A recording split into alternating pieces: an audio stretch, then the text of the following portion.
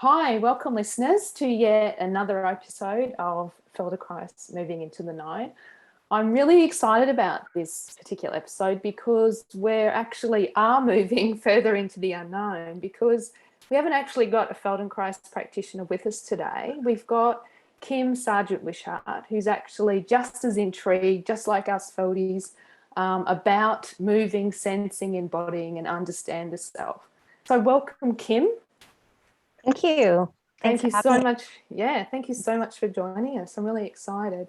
But before we dive deep in and start our conversation, I just want to give a brief outline of your life thus far. Okay. So Kim is based in Melbourne, Australia, but you're originally from the United States, and you've danced since about the age of 6 or 8. Mm-hmm. Yeah. Mm-hmm. And you then danced your way through a Bachelor of Arts in honours in dance. And you followed, after that, you sort of followed different mentors and used them as your sort of go-to of where to move through body work before each way. And so you've studied massage, kinesiologies, Pilates, and body-mind centering. And Kim describes herself as an artist, a researcher, an educator, and a writer. And she specialises in somatic education, physical practices, and contemplative photography. She's also a long-time student of Buddhist traditions. And then in 2016, Kim was able to put all these intriguing interests together and create her PhD. And the doctorate is entitled Making Nothing Out of Something, Emptiness, Embodiment, and Creative Activity. Kim's a certified practitioner and teacher of body-mind centering, and she's a registered somatic movement educator and therapist. So Kim, I've just sort of touched on elements of your life, but there's this really clear thread of inquiry and somatics in there from almost the beginning. And Feldenkrais, as we know, is a somatic practice as well. And Thomas Hanna explains somatics as the study of the self from the perspective of one's lived experience. Now, that's someone's sort of small definition, but with all your experience, I'd really love you to flesh out your own understanding of what you think the definition of somatics is. I think that's a good, his definition, and he coined the term, Thomas Hanna. So it's always a good starting point to go back to his definition of this, identifying the need for practices that reference our own felt and lived experience of being in our bodies and of being bodies, and all of the potential of paying attention to our bodiness, rather than what a body might look like objectively from the outside, or how we might measure how a body appears, or all of the things that we can measure from the outside, which are sometimes also really useful. But he really set up this, identified this other kind of general practice. And he has there's something called clinical somatics, which is the thread directly from Thomas Hanna, which is a specific set of exercises and a specific approach. And then somatics is also used, as you know, more broadly to kind of capture this whole wide range of all these different approaches to deepening, enlivening, fostering clear experience of being in our bodies, being our bodies. Thank you. So did you come across this term? Is this something that resonated with you from the beginning, or was it something that you were already doing and then someone found a definition for you? How did it work through your life? Yeah, well, that's a good question. I don't remember exactly when I first heard the term somatics. My first anatomy and kinesiology classes were for dancers, and they were largely experiential. And so I think that was my first introduction to a somatic approach, but it wasn't called that. Like that same class now, this was in 1983. So, you know, a same class now might be called a somatic approach to anatomy or somatics for dancers or something like that. But this was anatomy and kinesiology for dancers, which was, you know, the study of how we move, how movement works. And it was largely, excuse me, it was largely musculoskeletal. And like a lot of classes for dancers tend to be focused on the skeleton and muscle function. So can you explain what you mean by experiential, anatomy? What does that actually entail? It entails being really actively learning and like your own experience as a place of learning. So I could tell you where a certain muscle is and what it attaches to and how that moves your shoulder, but to actually feel the muscle in yourself, feel how the muscle could lengthen and shorten and how that affects your movement through the joints, different ways of even visualizing how muscle functions.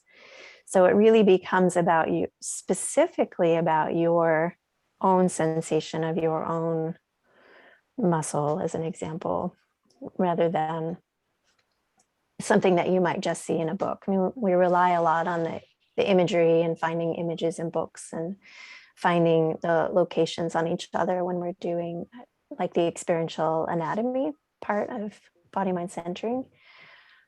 But ultimately it's, you know, what your shoulder feels like to you and what my shoulder feels like to me could be quite different. And none of us look like the pictures in the book at the end of the day. So it's personal as well as something that's shared amongst us. It's also a more personal approach. And so that's basically how Heidi and I were introduced to your work. We did a 6-week workshop with you in the skeletal system, and it was really about tracing our bones, learning how they connect, how long they are, their purpose, their shapes. It was a fascinating experience. And then moving within the frame that you created for us. So that was like literally the skeletal system being the frame. It was a beautiful experience. And for myself, it was such a beautiful way to learn what was happening in my body, as well as learning the bones. So that seems to be now the way that you do educate people. And I prefer seeing you as an educator than a teacher. So how does that work for people? Like, what kind of feedback are you getting from people? Generally, people, well, lately I've been teaching, like most of us, teaching over Zoom online. Some people doing classes by recordings. So I get feedback by people will email me and give me feedback if they're not present, or I do get to hear some feedback at the ends of classes. Generally, I think it's been very positive. The response from people has been very positive, that I think people really want to know what their bodies are and how they move, and not just be told, you know, do this exercise to feel better, or move this way, breathe this way. Like sometimes those are really helpful, but I think generally, at least the people that are attracted to coming and studying with me are really interested in the kind of, what's the word, like agency that learning for themselves can bring, and then they can apply it however it makes sense to them. It is really that skill, I think, of sensing that once you start doing the processes like we do in Feldenkrais and what you do in your own work, it's that skill of being able to sense yourself from the inside that really gets refined. Mm-hmm. Is that what you something that you're really honing in on? Yeah. Sometimes I think I'm like a tour guide. Like if you haven't been somewhere before, it's nice to have a tour guide kind of orient you, show you around, maybe give you some history and some options, and kind of help personalize and enliven the potential for experience. But then you're gonna, to carry that analogy further, once you're there, you're gonna then have your own relationship to the place and your own experiences there. So yeah, rather than me telling you what you should feel, that I can lead you into a certain, part of your anatomy or movement patterns or, qualities. And then it leaves you space and options for you to have other experiences that you can then each carry on in your own way. I think that also sums up the somatic experience, is being a tour guide or an explorer within each and every person being an explorer within their own bodies or our own bodies. So knowing, it's not even knowing, but having the curiosity to inquire within what's going on and it's not only in the standing position, it's in the bending, it's in each position, because our bodies are continually changing shape and dancing with gravity. So it's a beautiful way to explain it, being an explorer within your own body. I think that does, for me, it sums up how the somatic experience.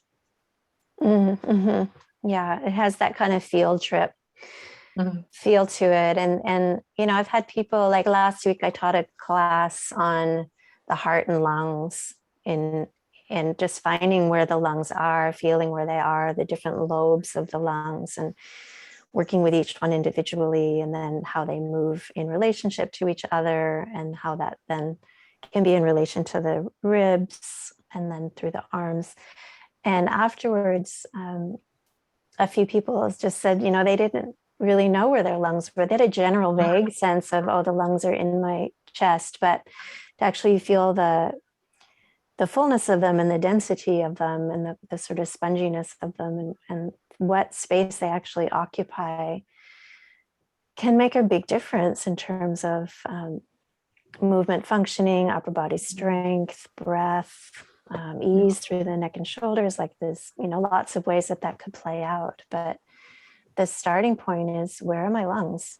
I remember being amazed to find how far they come up into my shoulders. Yeah. And then the legs and the size of them, they're ginormous compared to, I don't know what I was thinking. I just see these images and they look so small. And then there's also their connection into the heart as well. So how the heart and the lungs interact with each other. So that knowing has the experience of my body be very, very different. And you have a really beautiful way of explaining and taking people on those tours. In fact, I just have to put that in. Thank you. Yeah. I enjoy that part. I really enjoy that part. Yeah, I love sharing, teaching anatomy and going on those tours. Yeah, that's what comes through. And I think you've now arrived at the body mind centering with Bonnie Bainbridge Cohen. And if you could share a little bit more about that experience, that'd be really great too, please. Sure. So body mind centering is something that I did a 4-year practitioner program in the late 90s in California. And then just a couple years ago did a teacher training, which is what then enables you to think more about how the work is taught, and then you can teach on the certification programs. So got to, after a 20-year break from I was still practicing, but I wasn't kind of immersed in the the programs part of it.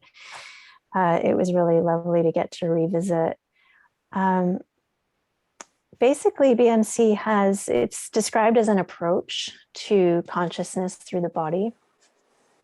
Body mind is hyphenated, and I love the hyphen between body and mind. It sets up this relationship, and it also could be read in a lot of different ways. I've heard that the original intention was that it's the body mind, like the mind of the body was the original intention of that hyphenation. But I like the kind of permission to explore what that relationship is and what that hyphen space kind of can offer up. So within this approach, there's a kind of two basic streams. There's the experiential anatomy and physiology. We study all the different systems of the body. So if you were there's a Somatic movement educator program, which we run in Melbourne, which is a 500-hour program. And there's a module on the fluids and one on the skeleton and one on the nervous system and so on. And then there's also another stream of developmental movement, which is based in the work. A lot of the work evolved from Bonnie's work with babies and young children who had movement challenges from birth, and looking at just the patterns that we go through, which other systems do that as well. I think there's some of that in Feldenkrais as well, the movement patterns. They're fairly, I don't know if they're universal in kind of the sequencing of them, but it's not that uncommon to have some kind of pattern sequencing. So these two things are kind of separate streams, but they also overlap and work together. We also look at the learning process and senses and perceptions, and overall, the whole process of learning is being developmental. And I guess you highlighted before that a lot of movement practices, yoga, Pilates, it's all centered around muscles or skeleton, but Bonnie's really extended that to the whole system. Can you explain a bit more about, going into the fluids of your bodies or your cells? What does that actually give you or contrasting the skeleton to these other systems? Well, I think one example is like what I was saying about the lungs, working with the lungs. Like if you're doing a yoga class or a Pilates class and can orient to your organs, for instance, the contents, the feeling in your brain as an organ, or your digestive organs and the fullness inside your pelvis, and that can bring in this other three-dimensionality and weightedness and kind of a whole personness to your movement in a way that sometimes when it's just like if it's just the mechanics of the movement, sometimes that can get a little cold or a little impersonal, or like, oh, I need to try to do it a certain way. I mean, I love muscles. I don't mean to be, dissing muscles. I love that whole realm. But at the same time, there's something about bringing in fluids and bringing in, how our blood is circulating through our body. And the fluids bring in a lot of different rhythms of movement, as well as rest, like the shifting between being at rest, being in stillness, and shifting into movement, into different rhythms, different sort of timings, back into stillness, or relating more to gravity or more to the space, like wider reaches of space. So these are some of the things that the other body systems can bring into experience and bring into the conversation, which sometimes have more to do with quality of movement. Because you could make the same basic shape, like if you think of a yoga pose or any kind of gesture, any kind of shape that you can make, you can do that in so many, maybe infinite number of different ways that you could do that, and the qualities that come through these different options and ways of drawing on other systems can be really helpful and really interesting. So it seems like to me that really then opens up, like if you're just working through the skeleton or just working through the muscles, then you really, like you said, just limiting your options and almost becoming mechanical about that. But when you're talking about liquids and cells, and it's almost this softness, whole body experience that it's almost like we're missing out on if we're just focusing on our skeleton and our muscles. One of the foundations of body mind centering is that we are a collection of cells where the number seems to keep changing, but we're trillions of cells, so, and our cells are continually dividing, making more, they're dying off, they're rearranging, they're moving around. Even our bone tissue, which we tend to think of our bones as fairly solid and fixed, they're continually dissolving and being remade all the time. It's part of what they do. And that's wrapped up in our immune system and our blood circulation and our strength. So that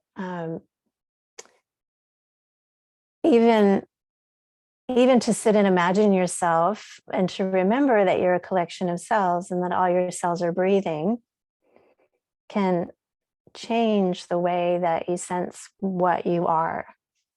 Just that image that we are cells, and our cells are, we call it cellular respiration. The cells are always exchanging. As we breathe our external respirations, the oxygen gets brought to every cell. And so the cells are exchanging oxygen, carbon dioxide, in and out of the fluids around them, which then travels through the blood and then in and out of our lungs. So, how is it to feel all of your cells breathing? And in relationship to each other and in this fluid, and like we're fluid on the inside. As soon as the breath comes in and meets the deepest part of the tubes your breath travels through, the bronchi, and then finer and finer, the breath meets fluid, and then it's in fluid the rest of the way. It sounds like to me that, you had this analogy of a tour guide, but it's almost like you arrive at this place, you give the tour, but then once you've got that understanding, you're free to then explore your own space. It's not just something like an anatomy book where you've listed the names and whatever. It then gives you this, like you said, agency. Can you tell me about how does that manifest in your life, or for people that you've taught, and how does that expand into their actual life rather than just into a class?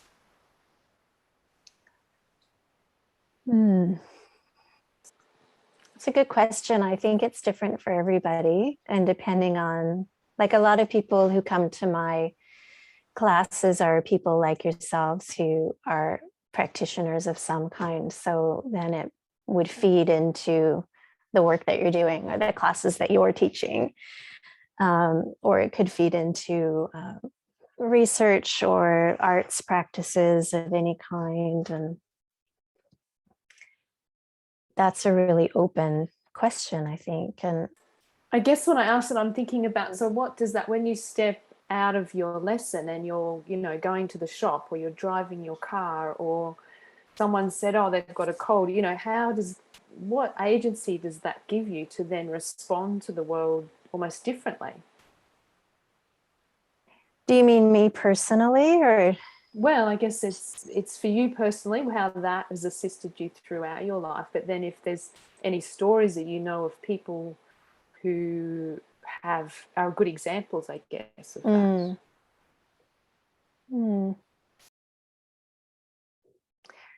I guess for myself, I'm drawing a blank on examples at the moment, but something might come to me as I start talking. For myself, it's a sense of options. I use that word already, but just this sense of that I have options of ways of responding. And one of the things I like about, so here, I'll give you an example. I got an example. So if we look at the nervous system and we look at our sympathetic and parasympathetic nervous system, sympathetic is traditionally, like, generally defined as the fight or flight response or freeze response. And then parasympathetic is generally like a rest and digest response. Those are the extremes. But there's this whole range of modulation. And if you look at the whole picture and play with shifting attention, awareness, and tone between your more restful, internally focused, digestive kind of, when you're getting ready to curl up in bed, or when you're got your nice cup of tea, you're reading a good book, like that kind of quietude and internal. And then the other end of the spectrum of being really aware of your environment, maybe like an example of being in a strange city, there's traffic, maybe they're not speaking a language you're used to, something like that, where you really have to have your wits in your antenna outward and be ready to respond, kind of reading the environment. So you can play in a session, I might do this through a class, how to move between these internal and external awareness and states of listening more to what's happening inside and listening to more what's happening outside. And it's not that cut and dry. It's never, I'm only listening externally or only internally, but there's this way that you can kind of move through. And I think it's the moving through and the shifting is what we're learning, so that we have options that aren't just on or off, or either or, I'm awake, I'm up, or I'm down, but that we can kind of find like how much awareness, how much attention to the outside world and inside world, because really it's always I think in a healthy situation or system that's continually fluctuating. You check in with some internal sensations and some external sensations, and that's a continual conversation that's happening. But there are places where that can get kind of stuck, so we tend to jump. Yeah. And that's where sort of the on or off. So that's that's beautiful, because you're getting the subtleties of those incremental, parts on the continuum when you're practicing that process you discuss. But it's also then being able to drop in and be comfortable at each of those points, so that you're not just reactively in fly to whatever. You're like, okay, this opportunity actually means I need to go and get sorted, and that you can really have a lot more, I don't want to say control, but options more. Mm-hmm. And awareness. Yeah. That's beautiful. So each theme, you have different themes throughout your teaching year, and so the one that's coming up next for us in this time is the nervous system. I'm glad that you touched on that, because nervous system is basically in Feldenkrais how we relate and how we get the information in. Is there one little insight or experience, or even explain what the course, is it 5-week course that you do? Yeah, I'm doing a 5-week course on the nervous system. So it's a pretty introductory. We'll touch on a few different aspects, including what I was just describing about the sympathetic, parasympathetic. I think similar to Feldenkrais, I mean, the nervous system is a lot about learning and understanding our world, understanding our habits, understanding our mind, really relating to each other. And in addition to considering these kinds of experiential, like the physiology of the nervous system and the level of experience and presence within the work, there's also the brain is an organ in the spinal cord. So, actually feeling where your brain is and letting your brain take up its space in the spinal cord, and then the nerves. It's like there's also the physical aspect of, can your nerves be more supported and more released? Because it's a physical thing. We kind of forget sometimes. I think we think of the nervous system as the wiring or the processing, which it is, but it's also something structural and physical as well. And with that, there's the glial cells, which are the support cells for the nervous system. So we work with those they wrap around, it's the myelin that wraps around the peripheral nerves and the white matter in the brain and spinal cord, like how the glial cells are supportive of the neurons, the nerve cells. And then also often play with the relationship between the brain, head brain, heart brain, and gut brain. So that the head isn't up there. The brain and the head isn't just sort of, isolated, but in conversation with the rest of the body. So because this is all generally body mind centering that you're talking about and what you generally teach. Yeah. I'm curious, because in Feldenkrais it's thinking, feeling, sensing, doing, that we sort of are the 4 categories of basically what's going on in your own system. Can you say that again? Thinking, feeling, sensing, and doing. Mm-hmm. So we talked a lot about sensing. Can you talk about the emotional side, the feeling side, as far as how does Bonnie approach, and how does the emotion sort of and the feelings come into the teachings of body mind centering?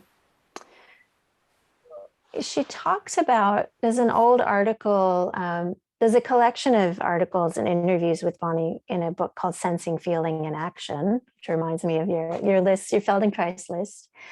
And in one of those, she talks about the difference between sensing and feeling, and describes sensing as being more of a nervous system activity and feeling as being more of through the fluids. And that is, they meet in like a felt sense. And I don't know that I would necessarily delineate it that clearly, and she might not anymore delineate that clearly, but when she brought in the fluids as part of the material, an area of study and practice, it brought more feeling and more emotion into the room, which in the concert dance tradition, like not sort of folk dance and participatory dance, which I think tends to carry a lot of emotion and feeling. Things like modern dance and postmodern dance tended to be quite expressionless. At least that was the tradition that I studied in. And when she brought in the fluids, it brought in more of this kind of feeling, emotion, and interrelationship. For me, I look at babies, and I look at babies when they're learning to do new things, and they're so wrapped up in emotion and like crying and squealing with delight and happiness, and how much we've kind of taken that out of our learning process in general as adults, I think is kind of a missing piece, and maybe we should all just be squealing more and crying more. So because the work comes from a developmental framework, there's always room for, who are you as a whole person, and the feelings are kind of part of that. It's part of how we learn,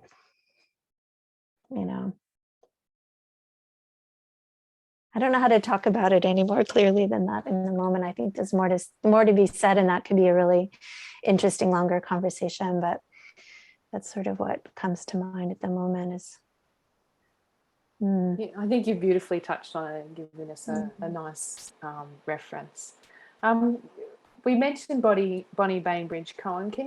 You did actually do some classes with her. Can you talk about her as a person and what she's offering as well now, I guess?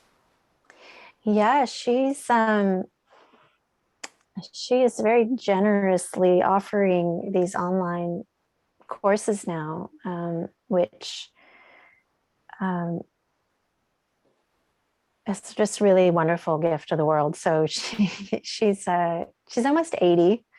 She's been doing this a very, very long time. She started as a dancer and grew up in the circus. Her mother was a circus performer and her father sold tickets. And she talks about that as being really influential on her, just to grow up with seeing this really wide range of possibilities of what people can do that most of us wouldn't have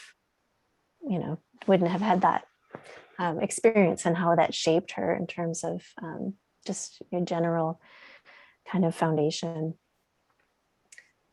And she studied a lot of movement development and Laban movement analysis, and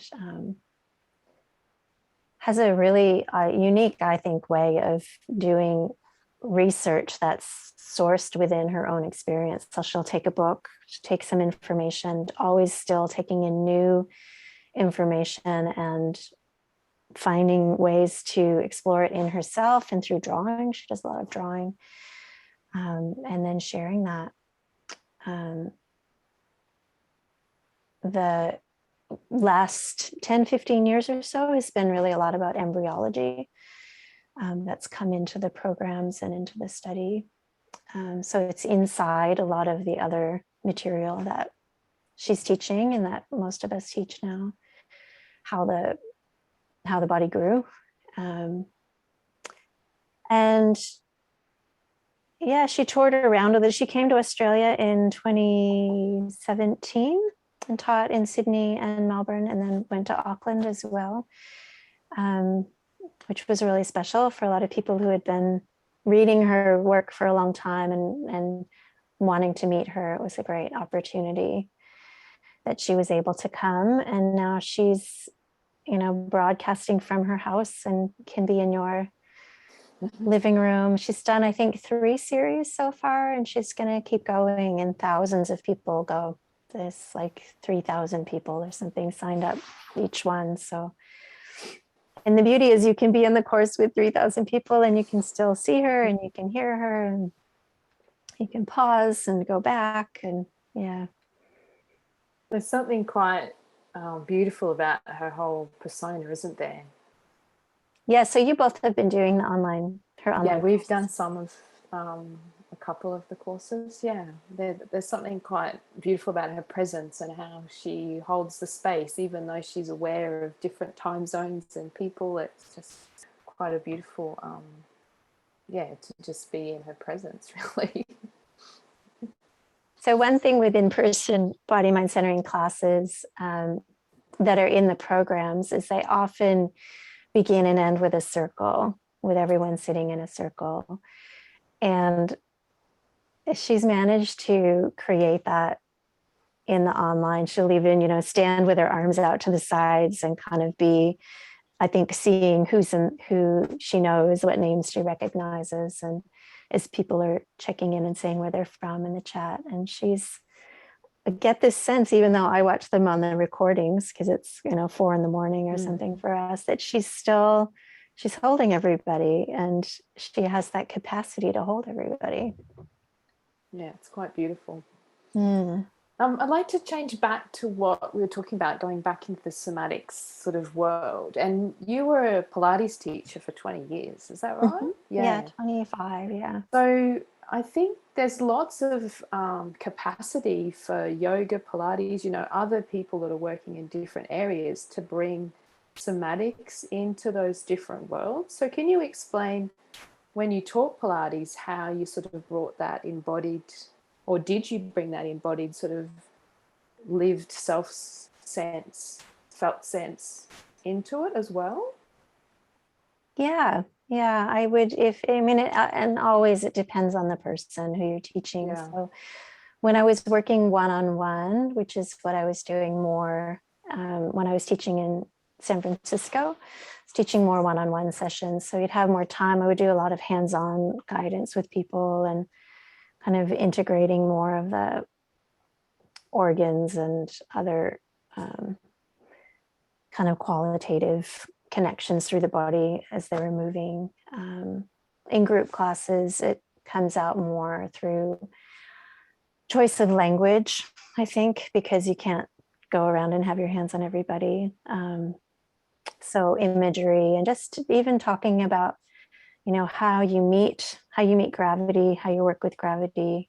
Can you letting your whole self be in relationship to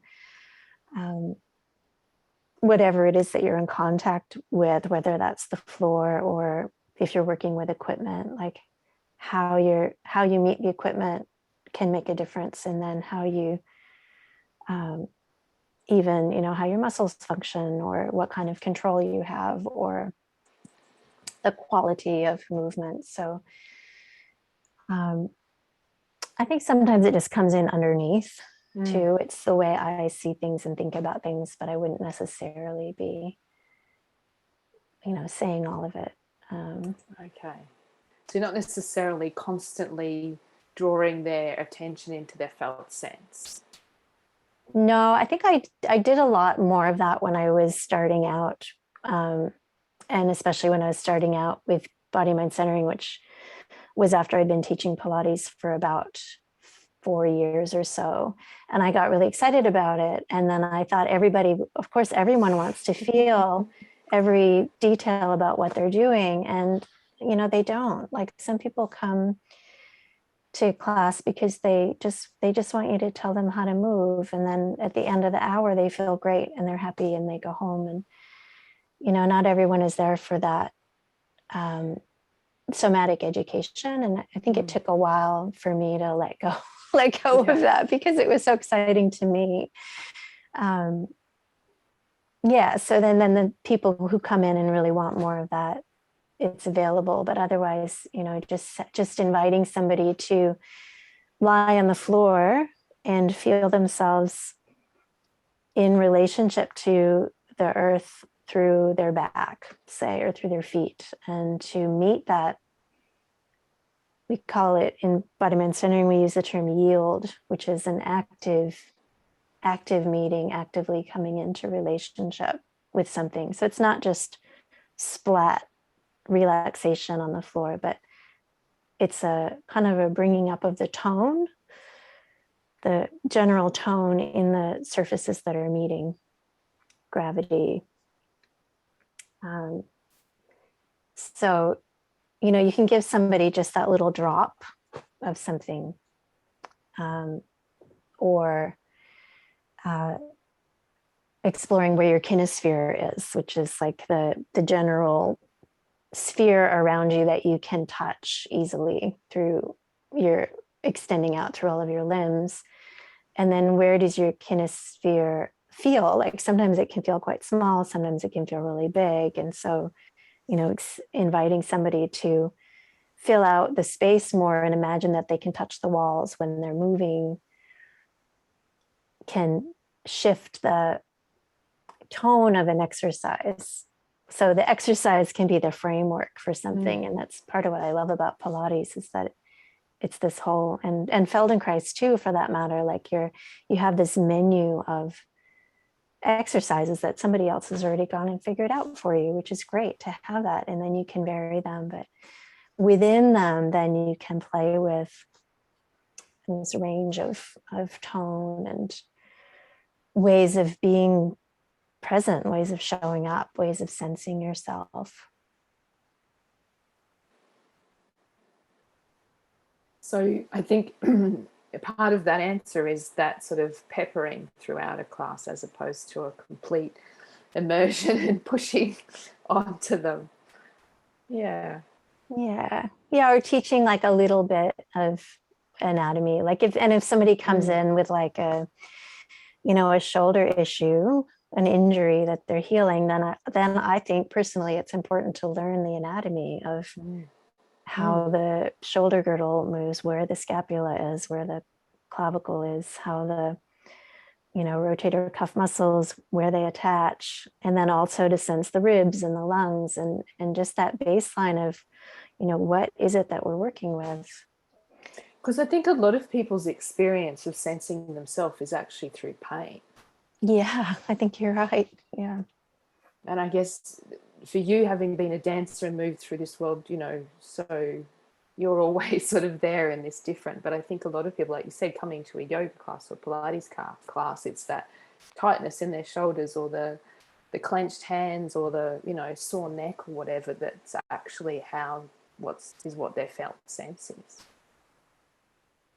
Yep, I think you're right. I mean, that's often what gets people in the door. And yeah, for a lot of us, it's that's the strongest sensation that we have often. And it's just then, like you're saying, through the awareness of the anatomy, for example, that you can shift and meld that understanding of the pain, maybe. Yeah. Yeah. Yeah.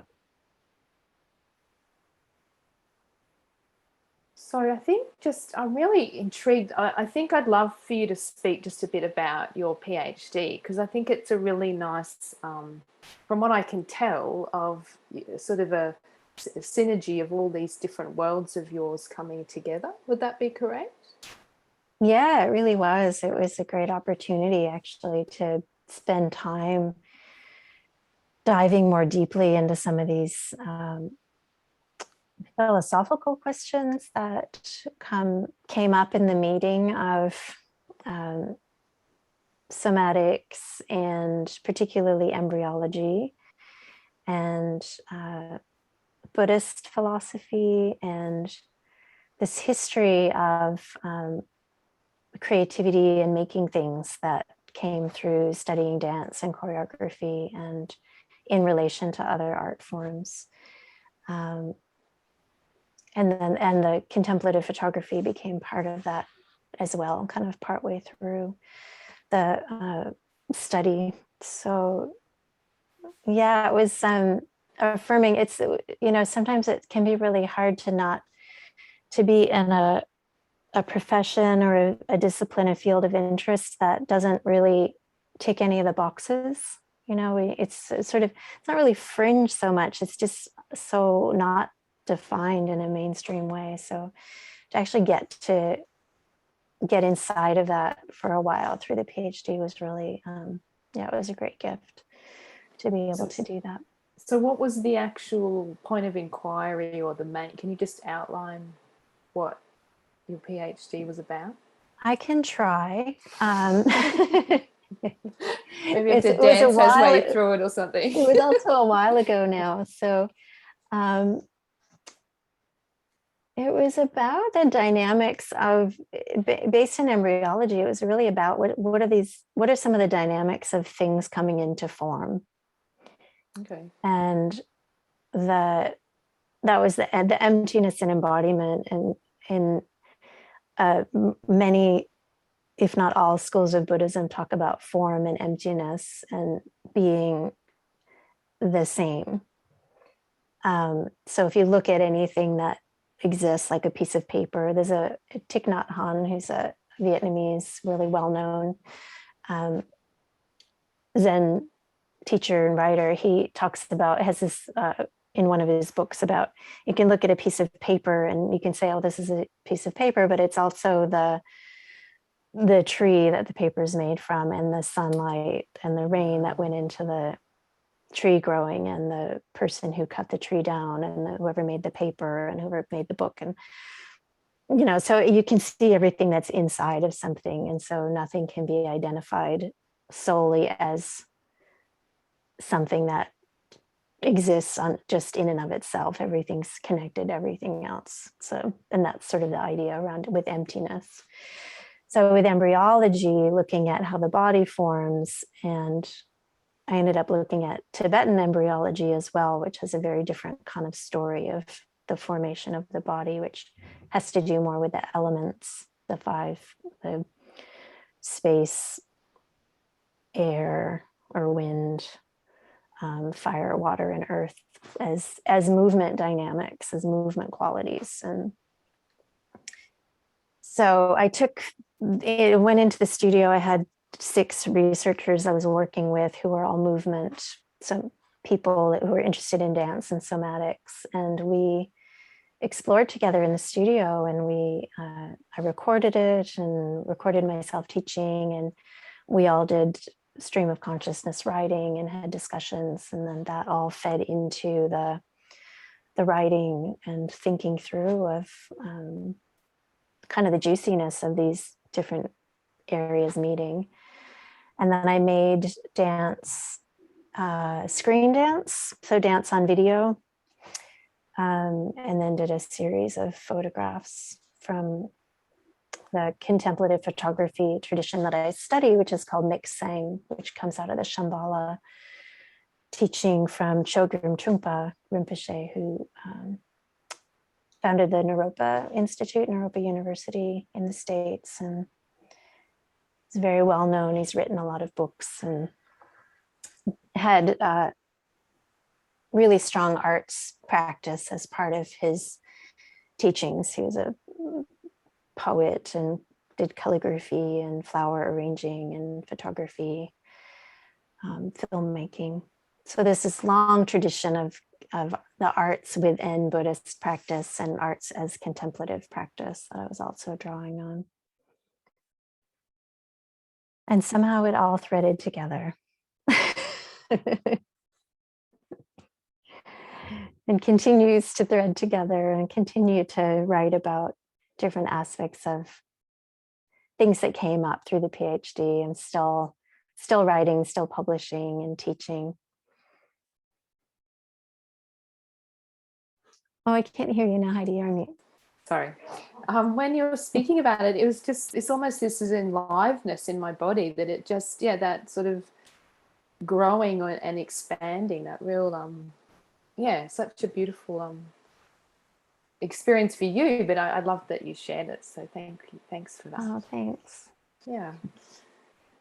So was there anything else particular that you like to share with people that are from the Feldenkrais world, or from the somatic world? Or we actually decided at the beginning of this year that we wanted somatics, the somatic experience, to be our theme, and you were the first person that we sort of got to be able to drive through this particular type of world.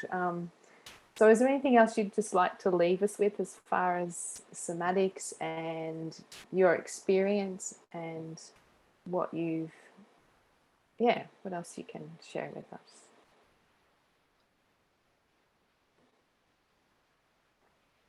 I think I